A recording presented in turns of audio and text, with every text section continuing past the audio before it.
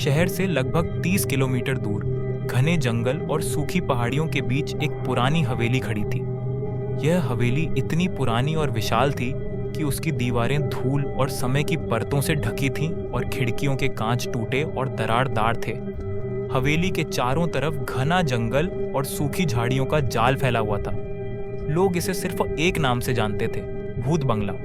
कहते थे कि इस हवेली में जो भी गया वह पहले अजीब चीजें देखने लगा, फिर नींद खो देता और आखिर में या तो भाग जाता या पूरी तरह टूट जाता।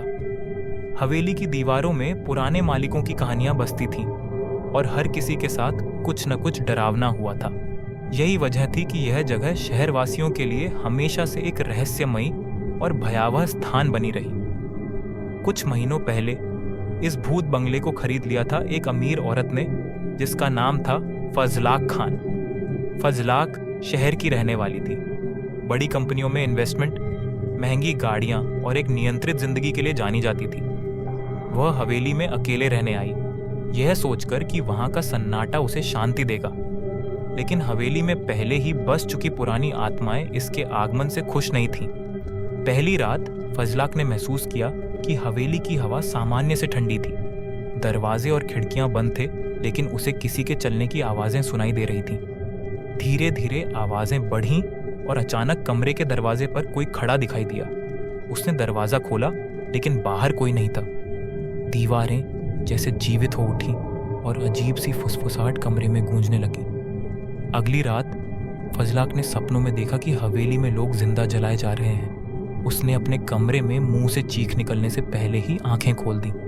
कमरे में सब शांत था, लेकिन उसके तकिए और बिस्तर पर खून के छींटे थे। वह समझ गई कि यह कोई सपना नहीं, बल्कि हवेली की पुरानी आत्माओं का असर है। तीसरी रात हवेली की चीजें और अधिक भयानक होने लगीं।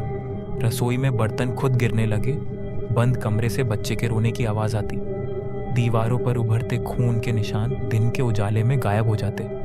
फजलाक ने महसूस किया कि हवेली उसे लगातार देख रही थी। सीढ़ियों पर सफेद साड़ी में कोई खड़ा था, सिर पूरी तरह पीछे की तरफ मुड़ा हुआ।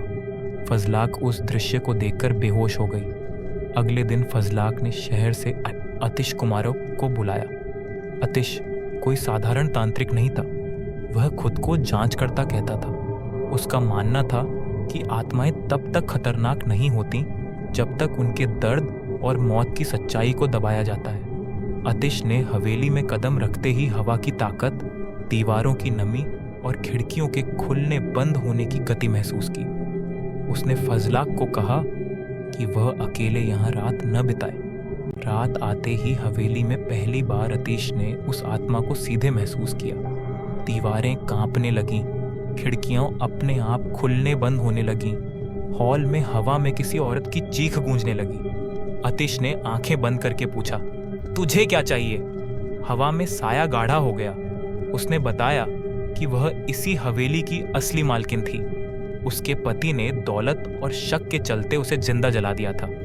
मरने से पहले उसने आखिरी चीज देखी, वह थी यह हवेली। तब से उसकी आत्मा यहीं बंधी रही। आतिश ने पूरे रात अनुष्ठान किया। मोमबत्तियां बुझती रहीं, दीवारों से काले हाथ निकलते रहे और फजलाक कई बार बेहोश हुई। हवेली के हर कमरे में अजीब घटनाएं घट रही थीं। किसी कमरे में अचानक ठंडी हवाएं चलने लगीं, किसी दीवार से फटे हुए चित्र खुद ब खुद गिरने लगे। कुछ समय बाद आतिश ने देखा कि हवेली के मुख्य हॉल में एक विशाल साया बन गया है। उसका चेहरा जला हुआ था और आंखें काली थीं। मुंह से सिर्फ एक ही आवाज निकल रही थी, मेरी जगह क्यों ली? आतिश ने साया को देखा और बोला, मैं तुम्हारा दुख समझता हूं। इस हवेली में रहकर लोगों को डराने का तात्पर्य नहीं।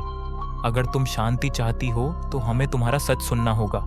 साया धीरे धीरे हवेली के हर कोने में फैल गई। उसने सारी कहानी बताई, कितने लोग आए, कितनी आत्माएं यहाँ बंधी रहीं और कैसे दौलत और लालच के चलते उसे जलाया गया। रात के अंतिम पहर में जब सूरज की पहली किरण हवेली में आई तो एक भयानक चीख के साथ हवेली शांत हो गई। फजलाक ने अपनी आंखें खोली। हवेली अब पहले जैसी भयानक नहीं थी। कुछ महीनों बाद फजलाक ने हवेली छोड़ दी। आज भी भूत बंगला खाली खड़ा है। लोग कहते हैं कि अब वहां कोई नहीं रहता, लेकिन रात के समय अगर हवा सही दिशा में बहती है तो वहां जलती लकड़ी की गंध आज भी आती है। और अतिश कुमार, वह जानता है कि कुछ जगहें भूतों से नहीं, यादों से डरावनी होती हैं। हवेली शांत तो हो गई थी, लेकिन पूरी तरह मरी नहीं थी। अतिश कुमार यह बात अच्छी तरह जानता था। उसने फजलाक से कहा कि आत्मा चली गई है, मगर हवेली के अंदर जो यादें, जो दर्द, जो चीखें दीवारों में समा चुकी हैं, उन्हें मिटने में वक्त लगता है। फजलाक को पहली बार एहसास हुआ कि डर सिर्फ दिखने वाली चीज नहीं होता, वह महसूस किया जाता है, सांसों में घुल जाता है। अतिश ने हवेली की जांच शुरू की। हर कमरा, हर दीवार, हर कोना।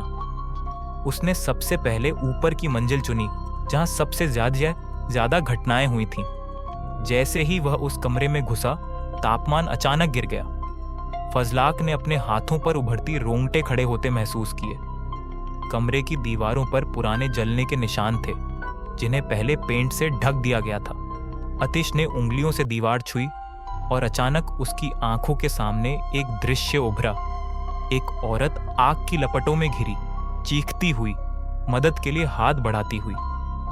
अतिश पीछे हट गया। उसने धीमी आवाज में कहा कि यह हवेली सिर्फ एक आत्मा की नहीं है, यहाँ कई यादें कैद हैं। हर रात हवेली उन पलों को दोहराती है।